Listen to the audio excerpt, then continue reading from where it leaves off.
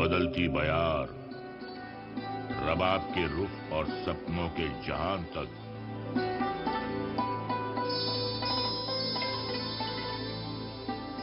हमारी पहुंच आपकी ताकत को बताना है। अब हिमालय सा बन जाना है। मां वैष्णो के दरबार से डोगरा संस्कार तक,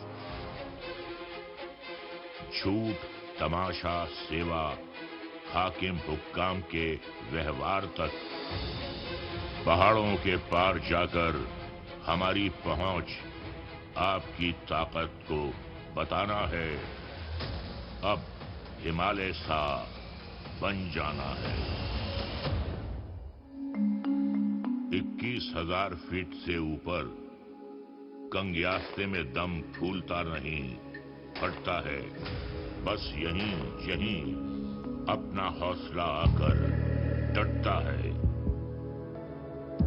बर्फ की वादी, देवताओं का घर, सीने की शोभा चीड़, देवदार, सिंधु के सबूत और महाभारत के साथ, ये शिव का ठिकाना है। पहाड़ों के पार जाकर हमारी पहुंच आपकी ताकत को बताना है। अब हिमालय सा बन जाना है। न्यूज़ 18 जम्मू कश्मीर लद्दाख हिमाचल के आगाज पर आप सभी को बहुत बहुत मुबारकबाद। अब मैं गुजारिश करूंगी जे.एंड के यूटी के लेफ्टिनेंट गवर्नर मोहतरम मनोज सिन्हा साहब से कि वो अपने तजुर्बात की रोशनी में हम सब की रहनुमाई करें और अपने खिताब से नवाजें। आली जनाब मनोज सिन्हा साहब।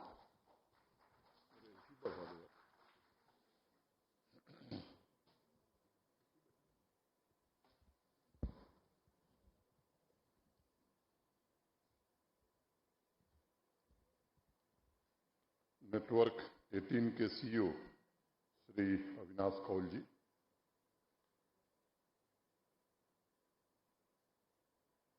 हिंदी नेटवर्क के सीईओ श्री करण सिंह जी, श्री ब्रजेश सिंह जी, नेटवर्क 18 तथा मीडिया फ्रेटर्निटी के सभी साथी, सभागार में उपस्थित सभी विशिष्ट अतिथिगण, देवियों, सज्जनों और मित्रों, आजादी के अमृत कालखंड में news 18 Jammu Kashmir Ladakh Himalaya satellite channel का लॉन्च देश के मीडिया फ्रेटर्निटी के लिए एक बहुत बड़ा उत्सव है। मैं आप सभी को स्वतंत्रता दिवस की हार्दिक बधाई देता हूं और इस नए चैनल को ढेर सारी शुभकामनाएं भी देता हूं।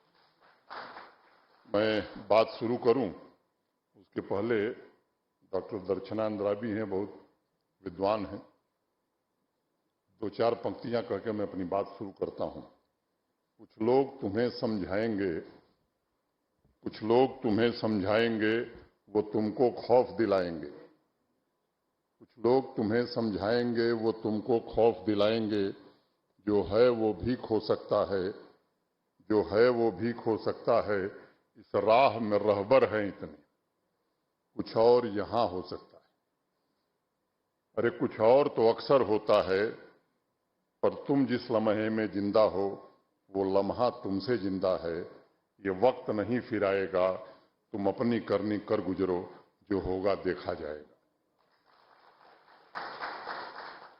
मोटे तौर पर हमारे देश में लगभग 392 के आसपास न्यूज चैनल हैं। अमेरिका जैसे विकसित देश में भी केबल न्यूज चैनल्स की संख्या अगर हम देखेंगे तो 100 के आसपास है, 100 से थोड़ी कम है। अब ये आंकड़ा मैं इसलिए बोल रहा हूं कि हमारे देश में मीडिया की ताकत कितनी है, लोग मीडिया से जुड़े हुए कितने हैं, ये इस बात को प्रदर्शित करता है। भारतवर्ष में लोकतंत्र की जीवंतता को भी मैं समझता हूं कि ये बात प्रदर्शित करती है, प्रमाणित करती है। मैं इसे एक शुभ संकेत मानता हूं, अच्छा संकेत मानता हूं। जो हमारे राष्ट्रीय विमर्श में लोकतंत्र के चौथे स्तंभ, फोर्थ पिलर जिसे हम कहते हैं, के महत्व को दर्शाता है। आजादी के अमृत सरोवर में 4 अलग अलग भाषाओं में नागरिकों तक पहुंचने की इस पहल का भी मैं हृदय से स्वागत करता हूं। यहां आने के बाद थोड़ी बहुत डोगरी कश्मीरी सीखने की कोशिश की है। कुछ गलती होगी तो क्षमा करिएगा। अगर मैं डोगरी की मीठी भाषा में कहूं तो यह बड़े स्वागत जोग गल ए, और अविनाश कौल साहब की भाषा में कहूं या दर्शना अंद्रवी की भाषा में कहूं तो ये 6 अब खुशी हंज कथ, ये 15 भारतीय भाषाओं में पहले से ही, जैसा बताया गया मेरे पूर्व, नेटवर्क 18 प्रसारण कर रहा था। और मुझे विश्वास है कि आने वाले वर्षों में सभी प्रांतीय भाषाओं को शामिल करने के लिए यह नेटवर्क जरूर कदम उठाएगा। मित्रों, 40 साल के सार्वजनिक जीवन में समाज कल्याण की नीतियों, भ्रष्टाचार के खिलाफ मुहिम तथा देश के आर्थिक और सामाजिक सुधारों के एजेंडे को आकार देने में मीडिया ने बहुत ही महत्वपूर्ण भूमिका का निर्वहन किया है और इसे मैंने करीब से देखा है। हमारी बहुत सी जन केंद्रित नीतियां, पॉलिसीज ऐसी हैं जिनमें प्रत्यक्ष या अप्रत्यक्ष रूप से, डायरेक्टली या इनडायरेक्टली, मीडिया का एक महत्वपूर्ण रोल रहा है, महत्वपूर्ण भूमिका रही है। और सभी विषयों पर उन्होंने एक वाइडर विचार विमर्श का स्पेस भी दिया है।